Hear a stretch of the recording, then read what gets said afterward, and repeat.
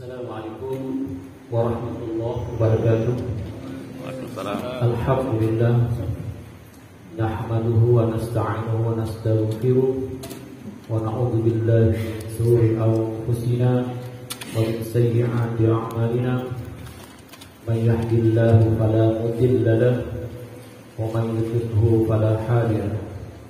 Asyhadu an la ilaha illallah wahdahu la syarika lahu wa asyhadu anna Muhammadan abduhu wa rasuluh. Allahumma salli wa sallim ala sayyidina wa nabiyyina Muhammad wa ala alihi wa sahbihi ajma'in. La hawla wa la quwwata illa billahil aliyyil azim. La hawla wa la quwwata illa billahil aliyyil azim.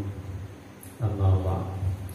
Yang saya hormati Tuan pengurusi majlis pada malam ini, merangkap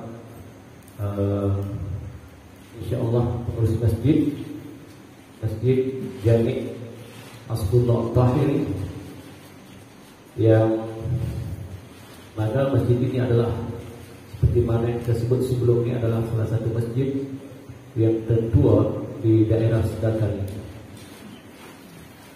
Kemudian yang saya hormati EJK masjid, para alim ulama sekiranya ada, tuan-tuan guru, ustaz, seterusnya tuan-tuan, para hadirin yang dihormati sekalian. Alhamdulillah, bersyukur kita kepada Allah Subhanahu wa taala kerana dengan izinnya, dengan limpah dan kurnianya, maka pada malam yang berbahagia ini, yaitu satu malam yang dikatakan mahsyur, ya, yang dikatakan satu malam perjalanan ataupun peristiwa besar yang berlaku dalam sejarah Islam, yaitu peristiwa yang dikatakan Isra wa Mi'raj. Tuan-tuan yang dikasihi sekalian, sekarang ini kalau kita lihat satu bancian ataupun satu kiraan bahwa penduduk muka bumi ini hari ini, ya, penduduk seluruh muka bumi ini adalah lebih 7 bilion orang. Penduduk manusia yang tinggal di atas muka bumi yang fana ini seramai 7 bilion orang lebih. Dalam 7 bilion itu mengikut bancian hanya 2 bilion sahaja yang Islam. Hanya 2 bilion sahaja manusia yang berada di atas muka bumi ini yang Islam.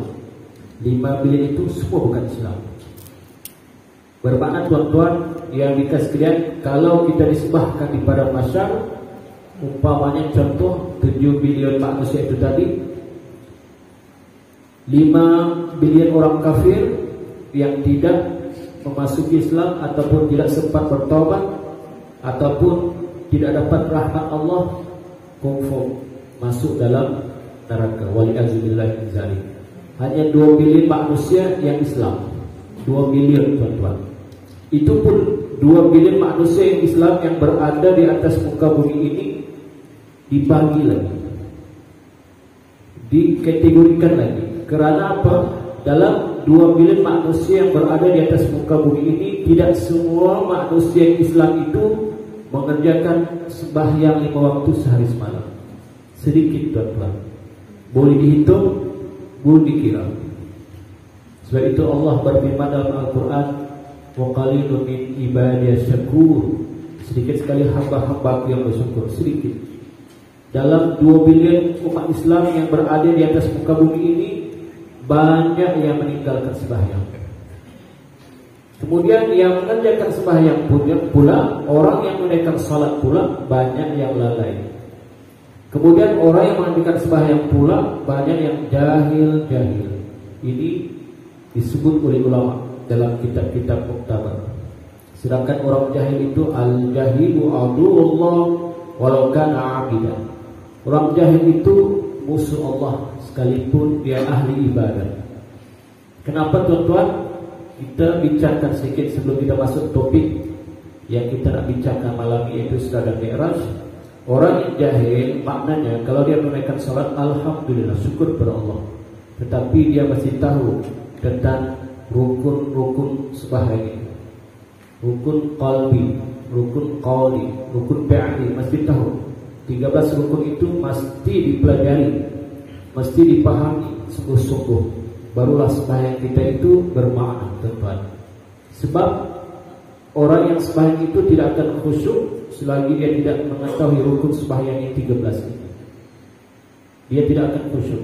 Kalau dia sudah mengetahui rukun sembahyang 13 ini, barulah pelan-pelan insya-Allah dia akan mulai untuk khusyuk. Kerana apa tuan-tuan kita bincangkan pasal persoalan ibadah sembahyang ataupun ibadah salat pada malam ini? Kerana ini ada kaitan dengan peristiwa Isra wa Mi'raj. Kenapa tuan-tuan? Kerana kenapa dan apa tujuan Nabi Muhammad SAW di Isra dan Mi'raj kan? Tujuannya tak lain tak bukan adalah untuk menerima perintah. Perintah apa? Perintah sembahyang. Tetapi sebelum berlakunya peristiwa Isra dan Mi'raj ini, maka Nabi kita Nabi Muhammad SAW diuji oleh Allah dengan ujian yang dahsyat. Sebab itu Nabi kita termasuk di kalangan Nabi yang ulul azmi. Ulul azmi ini adalah di antara Nabi-Nabi yang banyak menerima ujian-ujian dari Allah, banyak menerima tentangan-tentangan manusia di zaman itu. Maka Allah tingkatkan makamnya, darjatnya hingga ia mencapai tahap Nabi yang dikatakan ulul azmi. Hanya 5 orang sahaja Nabi dan Rasul yang bertaraf ulul azmi. Di antaranya adalah Nabi kita Nabi Muhammad sallallahu alaihi wasallam. Beruntung kita tuan-tuan kerana kita menjadi umat Nabi Muhammad sallallahu alaihi wasallam. Nabi Muhammad adalah penutup Nabi, sedangkan kita adalah penutup umat manusia di atas muka bumi ini. Selepas kita, umat Nabi Muhammad SAW, kita ini tidak ada lagi umat selepas kita ini. Kerana apa? Kerana umat Nabi Muhammad SAW yang akhir inilah, umat inilah yang akan nanti menerima bencana alam yang dahsyat, yaitu yang dikatakan kiamat. Umat kita, umat ini. Jadi tuan-tuan, umat Nabi Muhammad SAW ini Allah SWT bagi anugerah yang istimewa, yaitu antara anugerahnya adalah umat yang paling awal sekali masuk surga adalah umat Nabi Muhammad SAW. Umat yang pertama sekali dihisab amalannya di padang mahsyar adalah umat Nabi Muhammad SAW. Tuan-tuan, perjalanan kita masih jauh. Ramai orang-orang di luar sana yang tidak paham lagi tentang apa itu Islam. Ramai tuan-tuan. Alhamdulillah dengan izin Allah, dengan rahmat Allah, dengan kasih sayang Allah, maka kita semua yang berada di masjid ini, alhamdulillah, Allah detikkan hati kita untuk melangkah naik ke atas masjid. Yang mana naik ke atas masjid ini saya sendiri pun tadi kapus-kapus kata orang. Kapus-kapus. Apa ni? Yalah, macam orang yang exercise tu, kan? Penat jugalah. Tetapi kepenatan tuan-tuan menaiki tangga demi tangga masjid ini dikira oleh Allah Subhanahu Wa Taala pahala demi pahala. Semakin jauh tuan-tuan datang ke masjid ini, maka semakin tinggi nilai pahala di sisi Allah Subhanahu Wa Taala. Mudah-mudahan ini sebagai amal takwa kita yang kita akan bawa balik nanti dan masuk ke alam barzah, seterusnya masuk ke alam akhirat. Yang Allah beritahu dalam Al-Quran, wa tazawwadu fa inna khairaz zadi taqwa. Sebaik-baik bekal kamu tak lain tak bukan adalah takwa. Bekal kita tuan-tuan untuk kembali ke akhirat, sebelum ke akhirat itu masuk ke alam barzah, takwa. Bekal kita yang utama takwa. Takwa itu orang bertanya apa arti takwa? Biasanya mimbar ataupun khatib ketika membaca khutbah Jumaat akan katakan ittaqullah, bertakwalah kepada Allah. Ulama membahaskan ittaqullah itu takut kepada Allah. Tapi sebagian ulama yang lain mengatakan takwa itu adalah mengerjakan segala perintah Allah Subhanahu Wa Taala yang fardu dan yang sunat. dan meninggalkan segala larangan Allah yang haram dan yang makruh, sungguh-sungguh yang harus terpulang. Kabul yang perkara harus dijadikan ibadah. Kerana di dalam Islam ini kita hanya dapat menempuh 5 hukum sahaja tuan-tuan. 5 hukum. Segala perbuatan kita daripada bangun tidur sampai tidur kembali tidak terlepas daripada 5 hukum, yaitu hukum wajib, hukum haram, hukum makruh, hukum harus, apalagi hukum sunat. Hukum wajib, hukum haram, hukum makruh, hukum sunat, hukum harus.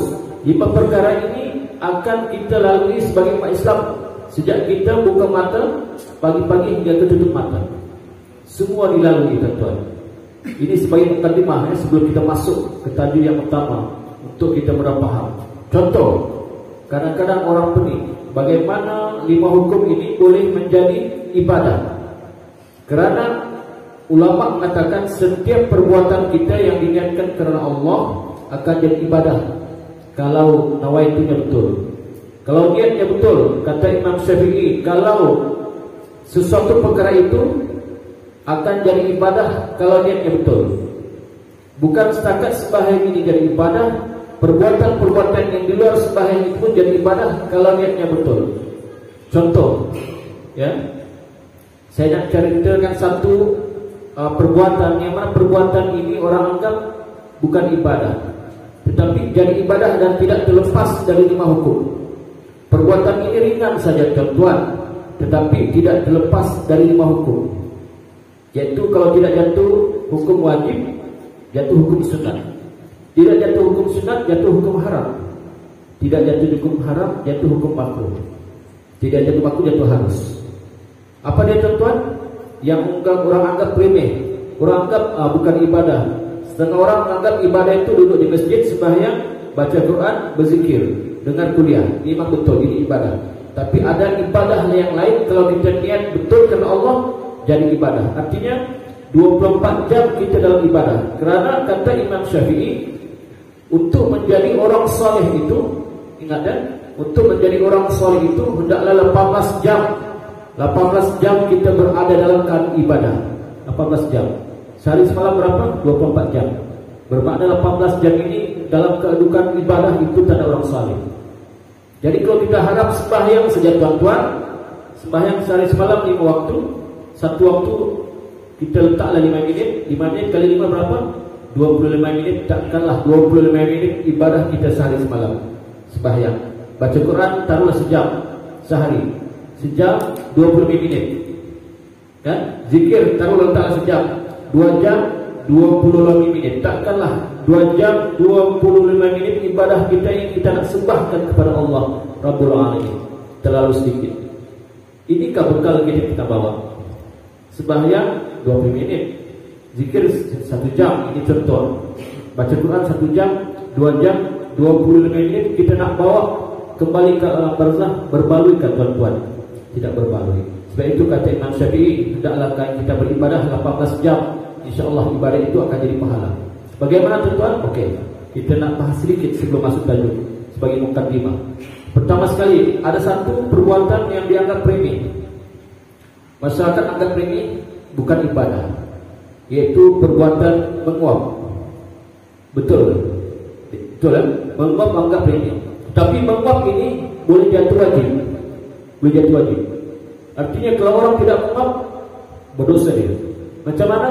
Contoh, kita nak bahas sedikit. Orang ingin menguap akan jatuh wajib, mesti menguap. Kalau tidak dia mati. Macam mana? Dia nak menguap, tapi dia tahan. Menguap, dia tahan. Waktu itu wajib dia menguap. Kalau tidak dia mati. Faham tak? Jadi waktu itu wajib. Kalau tahan juga menguap, tidak mau. Menguap tidak mau, berdosa dia. Jadi haram. Orang yang menguap tapi ditahannya, tahan, jadi haram. Nampak? Jadi tidak lepas dari 5 hukum, wajib dan haram. Kemudian bagaimana dikatakan menguap itu dapat pahala sunat? Kata ulama, orang yang menguap dapat pahala sunat ketika dia menguap tutup mulut. Menguap tutup mulut dengan tangan kiri. Tutup. Lepas itu bacalah jampinya. Apa jampinya? A'udzubillahi minasyaitonirrajim. Tutup mulut. Karena orang yang menguap tidak tutup mulut, dalam kitab ditulis maka syaitan akan masuk. Sebab itu kalau ada orang menguap di kala kuliah, orang itu cepat ngantuk. Ini rahsianya. Tidur macam khusyuk tapi sebenarnya ngantuk. Tidur macam khusyuk rupanya ngantuk. Kerana menguap tidak tutup mulut. Orang yang menguap tutup mulut dengan tangan kiri membaca a'udzubillahi minasyaitonirrajim dapat pahala sunat. Nampak? Jadi bagaimana menguap boleh jadi haram? Tadi saya sebut menguap tahan haram. Satu lagi perbuatan haram ketika menguap bagaimana? Menguap besar-besar di sebelah kawan kita. Contoh macam tuan-tuan duduk sebelah ni. Ketika menguap dingangakan mulut itu besar-besar di sebelah kawan. Kawan kita baunya mulut ni haram ketika itu. Nampak? Menguap besar-besar di sebelah kawan kita haram. Ini orang tidak nampak. Ataupun kadang-kadang lah kita ada isteri kan, semua ada isteri. Mungkin yang muda-muda belum kahwin lah kan, yang ada isteri, mentang-mentang lah sayang sama istrinya, yang aku mau menguap depan saya, bolehkah? Macam singa menguap. Hukumnya haram kalau isteri itu benci. Kalau isteri itu jenis yang soal yang sayang, tidak apa bang, tidak apa, bau-bau lah, tapi dalam hatinya busuk, bukan main. Nampak? Hukumnya haram, dibenci oleh kawan kita. Jadi bagaimana untuk menguap itu menjadi harus? Orang bertanya, kalau bukan haram, kalau bukan wajib, kalau bukan sunat, jadi harus bagaimana? Jadi harus terpulanglah. Kalau nak menguap sambil duduk boleh. Aku hari ini nak menguap sambil berdiri, lah. Hukumnya harus. Aku nak menguap sambil jalan-jalan boleh. Hukumnya harus. Yang jadi makruh bagaimana? Ketika menguap tidak tutup mulut, hukumnya makruh. Menguap macam singa, gitu kan? Tapi tidak tutup mulut, hukumnya makruh. Boleh faham ya? Ini sebagai mukadimah untuk malam ini, yaitu satu peristiwa yang dikatakan Isra wa Mi'raj, yang mana ini adalah mukjizat Nabi Muhammad SAW yang terbesar yang kedua. Mukjizat Nabi Muhammad SAW, kata ulama banyak mukjizat Nabi, banyak. Tetapi salah satu mukjizat yang terbesar sekali adalah Al-Quran. Al-Quran adalah mukjizat Nabi Muhammad SAW yang bersatu. Nombor dua apa? Nombor dua adalah peristiwa yang kita nak ceritakan pada malam ini, yaitu peristiwa Isra wa Mi'raj. Tuan-tuan, bagaimana peristiwa ini berlaku? Peristiwa ini berlaku, sebelum berlaku peristiwa ini, maka kata ulama, peristiwa ini dikatakan satu peristiwa yang dikatakan Amul Huzni. Amul Huzni bermakna peristiwa duka cita, ataupun peristiwa kesedihan Nabi Muhammad SAW. Nabi Muhammad SAW dalam keadaan sedih, dalam keadaan berduka cita. Amul Huzni ini kerana apa tuan-tuan? Kerana Nabi Muhammad SAW melalui ujian demi ujian, ujian demi ujian pada tahun yang sama. Setengah riwayat mengatakan pada bulan yang sama. Yaitu yang pertama, kematian pakcik Nabi, Abu Talib. Sedangkan Abu Talib ini adalah pakcik kesayangan Nabi Muhammad SAW, kerana menjaga Nabi Muhammad daripada kecil. Bahkan Nabi Muhammad SAW menganggap Abu Talib ini adalah bapaknya. Kenapa tuan-tuan? Kerana Nabi Muhammad SAW, Nabi kita, tidak pernah melihat wajah ayahnya. Tidak pernah. Seimbas pun tidak pernah. Tidak pernah. Kerana ketika Nabi Muhammad SAW dalam kandungan ibunya, maka ketika itulah ayahnya meninggal dunia, yaitu Abdullah, meninggal dunia tuan-tuan. Maka Nabi Muhammad SAW, Abu Talib ini adalah sebagai sayap kanan Nabi Muhammad, kerana banyak membantu perjuangan Nabi Muhammad SAW. Orang-orang kafir Quraisy di zaman itu tidak berani untuk membuat sesuatu yang dahsyat ataupun membuat sesuatu yang jahat berlebihan kepada Nabi, kerana ada pamannya, pakciknya Abu Talib. Kerana Abu Talib pada ketika itu adalah ketua suku Quraisy, maka mereka tidak berani untuk menjatuhkan ataupun membuat sesuatu perkara yang membinasakan Nabi. Sehinggalah Abu Talib dipujuk oleh kafir Quraisy ketika itu, mengatakan bahawa pujuklah Nabi Muhammad SAW supaya tidak mau berdakwah. Jangan berdakwah, kami sanggup bagi apa saja yang diminta oleh Nabi.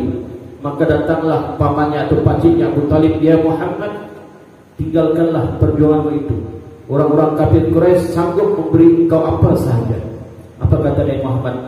"Ya pamanku, ya pakcikku, ya ammi, andai kata matahari diletakkan di tangan kananku dan bulan di tangan kiriku untuk ku meninggalkan perjuangan ini, demi Allah tidak sekali-sekali aku tinggalkan, kecuali Allah izinkan aku ataupun Allah cabut nyawaku dari perjuangan ini." Begitu sekali Nabi Muhammad SAW dalam berdakwah. Dibandingkan kita tuan-tuan, kalaulah ibu dan ayah kita datang, contoh misalnya nama lah, mungkin dari sini contoh namanya syukurlah, syukur. Dan contoh, syukur kau tinggalkanlah perjuangan itu, jangan aku ke masjid. Bapak sanggup kau bagi kereta, apa kau mau kereta? Wih, dapat kereta. Bapak bagi kau duit, apa kau mau duit? Bapak bagi kau rumah. Mungkin kalau kita tuan-tuan apa kita jawab? Pak, bagi aku masa 5 minit, tuh pikir. 5 minit tuan-tuan tuh pikir. Masuk bilik, rumah, kereta, duit. Ditahan juga. Tidak suruh ke masjid. Janganlah ke masjid Asqullah Tahiri. Tak payah dibagi kereta, rumah, duit. Subhanallah. Nampak? Hati kita akan berbolak-balik tuan-tuan. Kerana apa? Kerana niat kita tidak betul lagi. Tetapi Nabi Muhammad SAW andai kata matahari diletakkan di tangan kanannya dan bulan tangan kiri untuk Nabi tinggalkan ajaran suci, risalah suci ini, sekali-kali tidak. Begitu sekali Nabi Muhammad SAW berkata kepada pamannya, pakciknya. Akhirnya Abu Talib rasa putus asa. Tetapi yang menyedihkan Nabi adalah ketika Abu Talib ini tengah nazak dan tengah sakaratul maut nazak, maka datanglah Nabi Muhammad SAW, "Ya Abi, ya pakcikku," bukan Abi, "Ya pakcikku, ya pamanku, ucapkanlah la ilaha illallah untuk aku sebagai bukti untuk aku membantu kau besok di akhirat, untuk menyelamatkan kau di akhirat." Maka ketika itu datanglah Abu Jahal dan rombongannya. Sedangkan Abu Jahal itu pakcik Nabi juga. Dengan rombongannya berkata, "Ya Abu Talib, apakah kau sanggup tinggalkan agama nenek moyang kita? Kau sanggup tinggalkan agama nenek moyang kita?" Berpikir Abu Talib dalam keadaan nazak. Sekali lagi, "Ya pakcikku, tolonglah ucapkan kalimah yang suci la ilaha illallah supaya kau selamat besok dan sebagai bukti kau telah memeluk agama Islam ini." Tetapi Abu Talib tetap berkeras kerana malu dikatakan meninggalkan agama nenek moyang mereka. Akhirnya matilah Abu Talib dalam keadaan musyrik, tidak beriman kepada Allah dan Rasulullah. Nabi sedih hingga Nabi berdoa, "Ya Allah, selamatkanlah." Hingga kan Allah berkata dalam satu surah Al-Qasas, kata Allah, "Innaka la tahdi man ahbabta, walakinna Allah yahdi man yasha." Sesungguhnya engkau Muhammad, kata Allah, tidak akan dapat memberi hidayah kepada orang yang kamu kasihi, tetapi Allah lah yang memberi hidayah kepada orang yang Allah kehendaki. Ini disebut dalam surah Al-Qasas. Maknanya tuan-tuan, yang memberi hidayah itu bukan kita. Kita jumpa istri kita, kita jumpa adik-beradik kita, keluarga kita, jiran-jiran kita. "Wahai tuan, wahai puan, wahai istriku yang cantik jelita, bertudunglah engkau, wahai istriku." Istriku tidak mau, "Bang, tidak mau." "Tudunglah saya." "Tidak mau, Bang. Kalau kau bang mau suruh tudung, kita berpisah." Nampak kan bagaimana perasaan kita hari ini? Kita pun minta, "Ya Allah beri hidayah," tetapi yang memberi hidayah itu Allah Subhanahu wa taala. Kita tidak mampu tuan-tuan. Yang kita mampu hanya berdoa sahaja, moga-moga diberi taufik dan hidayah. Berapa ramai rakan-rakan kita di luar sana, berapa ramai jiran-jiran kita di sana, berapa ramai ahli keluarga kita yang tidak pernah dahinya sujud di masjid. Tidak pernah tuan-tuan. Cuma bayangkan besok bila kembali pada Allah SWT, masuk ke alam barzakh, bagaimana keadaannya ketika malaikat bertanya, "Siapa Tuhanmu?" Apakah yang perlu dia jawab ketika itu? "La adri." Disebut dalam hadis yang panjang, "La adri," aku tidak tahu. Kerana apa? Kerana dahinya semasa di dunia tidak pernah sujud walau sekalipun. Kalaulah dia pernah sujud kepada Allah Subhanahu wa taala di muka bumi ini, sekurang-kurangnya mungkin walaupun dalam keadaan berdosa, mungkin rahmat Allah mengatasi segala-galanya, karena rahmat Allah maha luas. Tetapi langsung tidak pernah menyembah Allah. Banyak tuan-tuan di akhir zaman, di luar sana, banyak. Ini yang menyedihkan kita.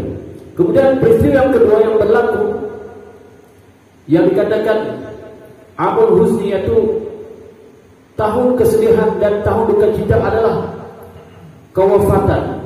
Kalau tadi kematian, kenapa kematian? Karena dia bukan Islam, musyrik. Yang kedua ini kewafatan. Kewafatan seorang wanita yang amat dikasihi oleh Nabi, tak lain tak bukan adalah istri Nabi sendiri, Siti Khadijah binti Khuwailid, istri Nabi yang sangat membantu Nabi dalam perjuangan, yang bersusah payah membantu Nabi ketika Nabi dapat wahyu yang pertama di Gua Hira, Iqra bismi rabbikal ladzi khalaq. Maka ketika itu Nabi Muhammad sallallahu alaihi wasallam terkejut. Pendek cerita bergegas balik ketika Nabi Muhammad sallallahu alaihi wasallam mendongak ke langit, maka terlihatlah wajah malaikat Jibril yang sebenarnya. Besarnya malaikat Jibril ini hingga kan Nabi Muhammad sallallahu alaihi wasallam menggeletar jiwanya, bergegar badannya karena terkejut dan keheranan melihat besarnya Jibril alaihissalam. Untuk pengetahuan tuan-tuan, malaikat Jibril ini mempunyai 600 sayap. Malaikat Jibril mempunyai 600 sayap, 300 sebelah kanan, 300 sebelah kiri. Di antara satu sayap dengan sayapnya jarak, di antara satu sayap dengan satu sayap jaraknya 100 tahun perjalanan. Subhanallah. Di antara satu sayap dengan satu sayap jaraknya 100 tahun perjalanan. Bayangkan betapa besarnya malaikat Jibril. Dan Nabi Muhammad SAW hanya dapat melihat wajah sebenar malaikat Jibril hanya 2 kali seumur hidup Nabi, 2 kali. Yang pertama inilah tadi. Yang kedua kita akan ceritakan di hujung kisah Isra dan Mi'raj ini. Maka ketika Nabi Muhammad SAW balik ke rumahnya dalam keadaan menggigil, maka datanglah istrinya yang paling dia kasihi, Siti Khadijah, datang menyelimuti Nabi Muhammad SAW. Selimut, tak bercakap, tak berbicara. Kalau kita tuan-tuan datang, kita balik tengah malam jam 1 pagi, menggigil pula, buka pintu, apa jadi? Abang ni dari mana tadi ya? Jalan saya dah balik-balik, dah menelpon, dah WhatsApp, apa ini? Di mana kita tuan? Belum kita bicara apa-apa, datang pun berpandu dari istri-istri yang tidak salihah. Kalau istri-istri salihah dan cerita kan, mungkin tuan-tuan punya istri alhamdulillah bagus. Baca malam 1, alhamdulillah apa abang tak balik jam 3. Wah, bagus pula bini itu kan. Tapi Siti Khadijah kerana kebaikan tidak bertanya, selimut Nabi dalam keadaan Nabi juga. Akhirnya dalam diam-diam Siti Khadijah berjumpa dengan tak silap saya sepupu. Ada satu Bairah sepupu, macam dia satu orang lama, orang tua, saya lupa namanya kan, mengatakan apa yang berlaku pada Nabi Muhammad. Maka dia ceritakan sesungguhnya Nabi Muhammad itu, yang jumpa dengan Nabi Muhammad itu adalah seperti mana yang jumpa kepada Nabi Isa alaihissalam, yang jumpa dengan Nabi Musa alaihissalam, Nabi Ibrahim alaihissalam. Itulah Sayyidina Jibril, dan suami engkau adalah bakal Nabi. Jagalah dia dengan baik-baik. Itulah yang berlaku kepada Siti Khadijah. Habis hartanya. Siti Khadijah ini adalah seorang wanita yang kaya. Habis hartanya digunakan untuk perjuangan fisabilillah, membantu suaminya Nabi Muhammad SAW. Dan sejak Siti Khadijah binti Khuwailid masih hidup, Nabi Muhammad SAW tidak pernah kawin. Tidak kawin. Bukan sebab apa? Sebab kerana kebaikan, dan tidak ada perintah daripada Allah SWT menyuruh Nabi kawin. Selepas kewafatan Siti Khadijah, barulah Nabi Muhammad SAW melangsungkan perkawinan dengan wanita-wanita yang lain. Subhanallah. Betapa baiknya Siti Khadijah ini menyebabkan Nabi Muhammad SAW bila dia wafat, Nabi Muhammad direndung kesedihan, duka cita yang amat dalam.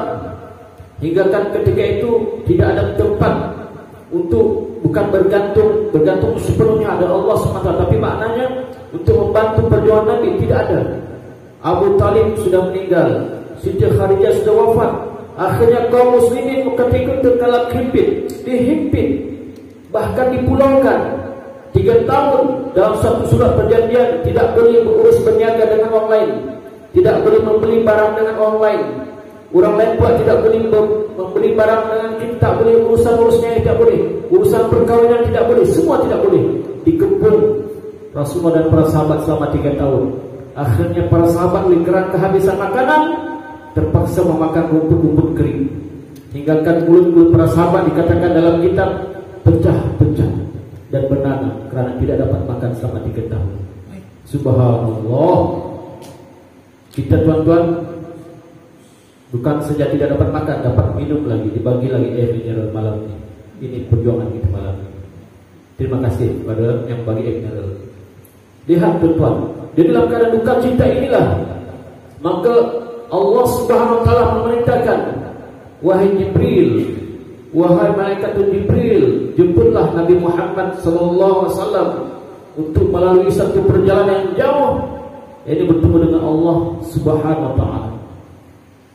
Jemputlah Nabi Muhammad sallallahu alaihi wasallam. Allah menjemput untuk apa? Untuk menawar kesedihan Nabi Muhammad sallallahu alaihi wasallam. Di satu peristiwa waktu malam, peristiwa Isra dan Mi'raj ini berlaku di satu malam, sedangkan satu malam itu berlaku 2 peristiwa. Peristiwa yang pertama Isra, peristiwa yang kedua Mi'raj. Isra ini artinya perjalanan Nabi Muhammad SAW daripada Masjidil Haram ke Masjidil Aqsa. Itu dikatakan Isra.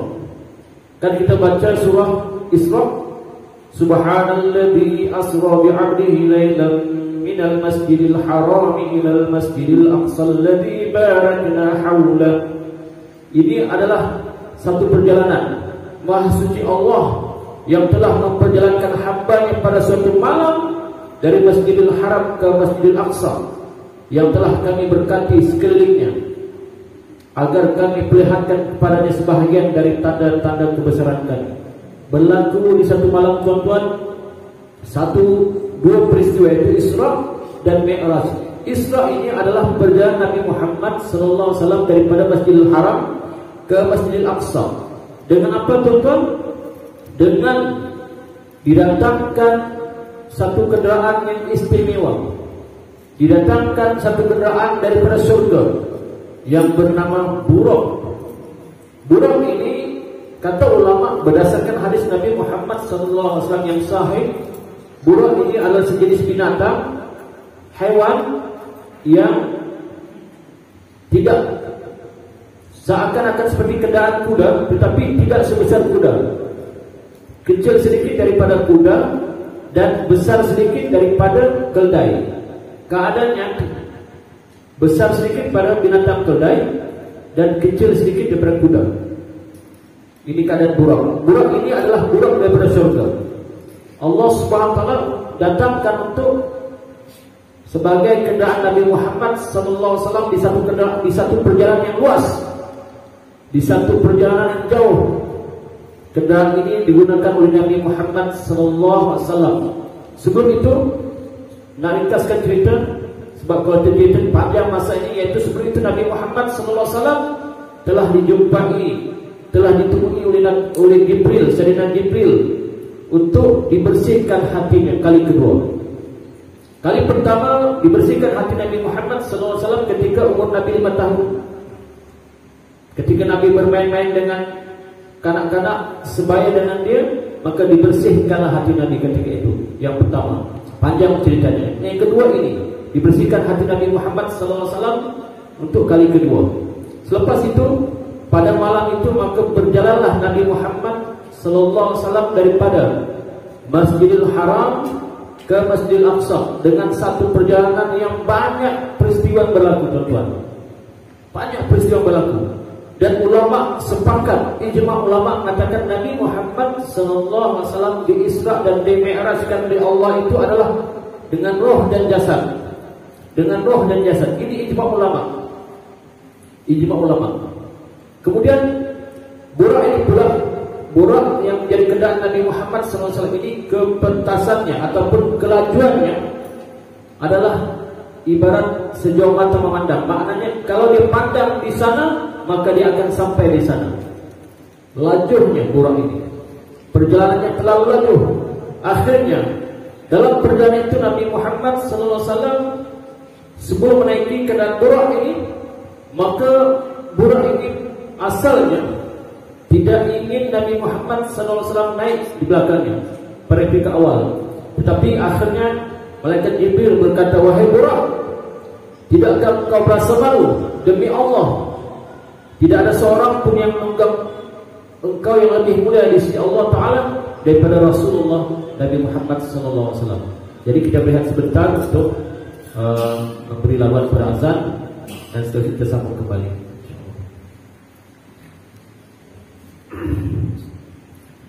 Alhamdulillah tuan-tuan, kita sambung sedikit lagi insyaAllah. Yaitu maka bermulalah perjalanan Nabi Muhammad SAW bersama dengan Jibril dan Burak. Dalam perjalanan itu banyak pemandangan-pemandangan Nabi Muhammad SAW nampak. Ini belum Mi'raj, ini masih di atas muka bumi, yaitu daripada Masjidil Haram ke Masjidil Aqsa. Banyak peristiwa-peristiwa yang berlaku yang dinampak oleh Nabi Muhammad SAW. Di antaranya adalah datanglah jin Ifrit. Jin Ifrit datang mengejar Nabi Muhammad SAW. Jin, untuk mengatakan tuan-tuan sekalian, di antara jin yang paling kuat adalah jin Ifrit. Dan juga di antara jin yang dapat mencuri maklumat daripada langit adalah jin Ifrit. Zaman dulu sebelum Nabi Muhammad SAW dilahirkan, ketika Nabi Muhammad SAW dilahirkan, maka langit telah dikunci dan ditutup, hingga kan jin Ifrit tidak boleh mendengar rahsia-rahsia daripada langit. Jika dia datang juga, maka akan dapat panahan daripada malaikat. Maka jin Ifrit pun mengejar dengan api Nabi Muhammad SAW. Ketika itu kata Jibril, ya Muhammad, bacalah olehmu kalimat-kalimat itu. Maka ketika Nabi Muhammad SAW membaca kalimat itu, maka jatuhlah jin Ifrit bersama-sama dengan api. Banyak peristiwa lagi, tapi saya ringkaskan. Ya, peristiwa yang kedua berlaku adalah ketika Nabi Muhammad SAW berjalan terus dengan Jibril dan juga Burak. Maka ketika itu Nabi Muhammad SAW tercium satu bau, satu aroma yang sangat wangi. Maka berkatalah Nabi Muhammad SAW, ya Jibril, apakah bau yang harum ini? Maka berkata Jibril, inilah adalah bau Masyidah, yakni perempuan yang menyikat rambut anak Fir'aun bersama bau anaknya dan suaminya. Yaitu Masyidah ini adalah yang tinggal di istana Fir'aun, yang menjaga anak Fir'aun dan menyikat rambut anak Fir'aun. Ketika sisir ataupun sikat itu jatuh, maka Masyidah akan berkata, Bismillah, na'as Fir'aun. Maknanya, dengan nama Allah, binasalah Fir'aun.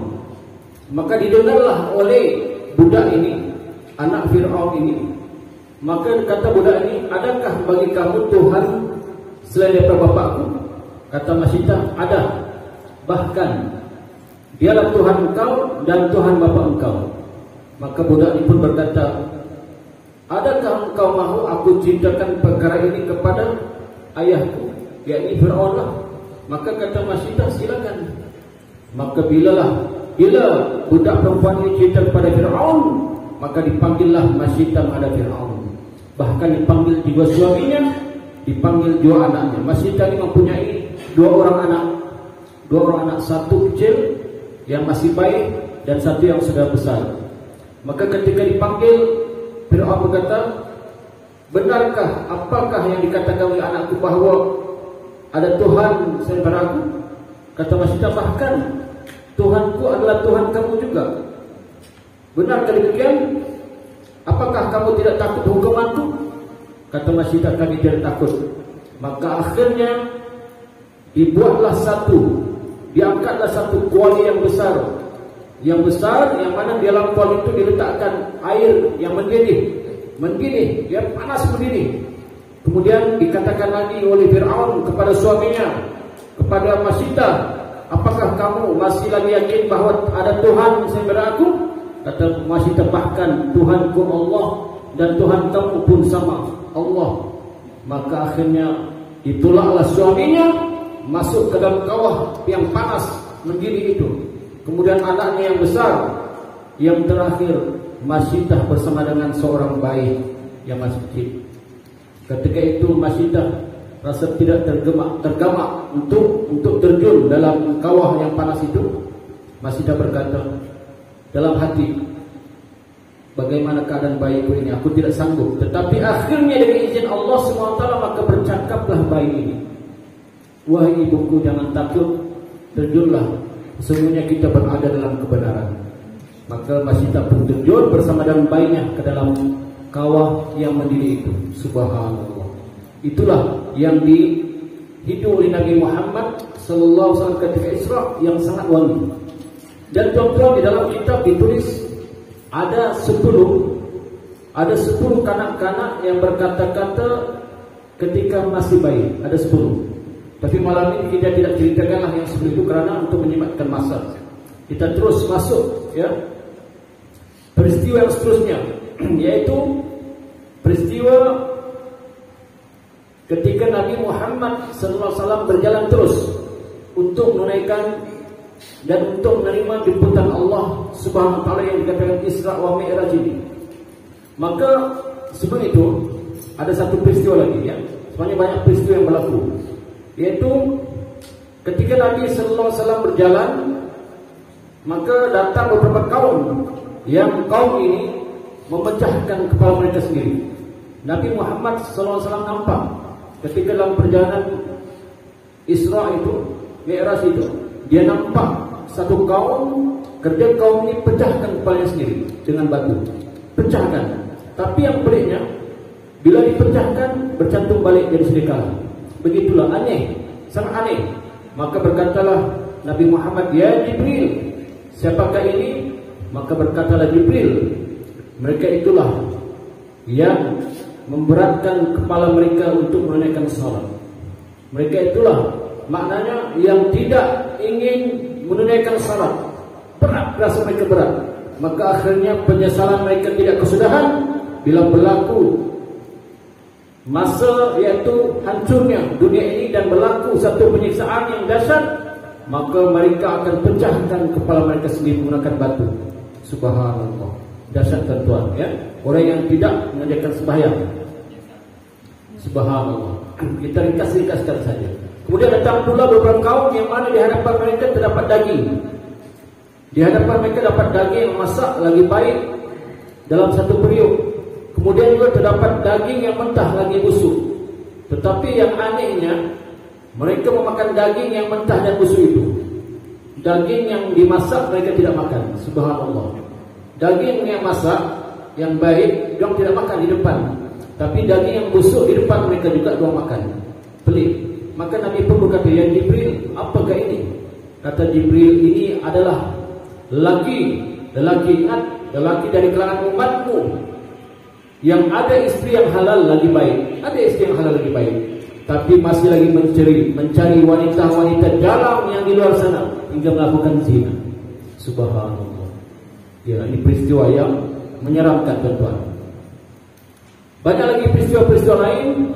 Kemudian dalam satu peristiwa tiba-tiba terdengar seruan daripada orang yang menyeru dari arah kanan Nabi. Dia kata orang itu, ya Muhammad, unzurni as'aluka. Ya Muhammad, unzurni as'aluka. Wahai Muhammad, nanti dulu aku hendak bertanya kepada engkau. Orang itu berjumpa dengan Nabi. Dia kata, wahai Nabi, nanti dulu, tunggu, aku ingin bertanya kepada engkau. Tapi Nabi tidak jawab. Nabi tidak jawab. Nabi bertanya kepada Jibril, ya Jibril, apakah ini? Maka Jibril berkata, inilah seruan Yahudi. Sebab itu jika Tuhan hamba menjawabnya, sudah tentu banyak Tuhan hamba yang akan mengikuti agama Yahudi. Subhanallah. Nah, sebaik Nabi kita Muhammad SAW tidak menjawabnya tuan. Ya, last. Sebelum kita tutup, mungkin tidak sempatlah berlaku Mi'raj ini, kita akan sambung di yang lain. Ini sebagai penutup. Banyak tidak tuan. Sebab itu di setengah tempat peristiwa Isra dan Mi'raj ini buat satu kursus, yaitu daripada Doha sampai Zuhur ceritanya, baru habis. Sebab ini baru cerita di atas muka bumi, belum Mi'raj lagi. Mi'raj ini satu tangga yang Allah turunkan ya, kita cerita kemudian. Sebagai penutup ada satu lagi. Tiba-tiba datang seorang perempuan dalam keadaan membuka lengannya sampai ke atas sehingga nampak setiap perhiasan yang dijadikan Allah Ta'ala. Lalu dia menyeru, "Ya Muhammad," sama macam tadi, "Unzurni as'aluk." Wahai Muhammad, tunggulah aku hendak bertanya kepada engkau. Nabi tidak menjawab. Nabi bertanya kepada Jibril, "Ya Jibril, siapakah ini?" Maka kata Jibril, Inilah dunia. Adapun jika Tuhan hamba menjawabnya, sudah tentu umat Tuhan hamba akan memilih dunia mengatasi akhirat. Sedangkan sekarang ini tuan-tuan, Nabi Muhammad tidak menjawab panggilan dunia ini pun. Berapa ramai umat Islam di akhir zaman yang sudah tergoda dengan dunia, hingga menyebabkan dunia, mereka lupa urusan mereka di akhirat. Sedangkan dunia ini hanyalah sementara saja tuan-tuan. Ya, wa mal hayatud dunya illa mata'ul ghurur. Sesungguhnya dunia itu tiada lain melainkan hanya tipu daya semata-mata.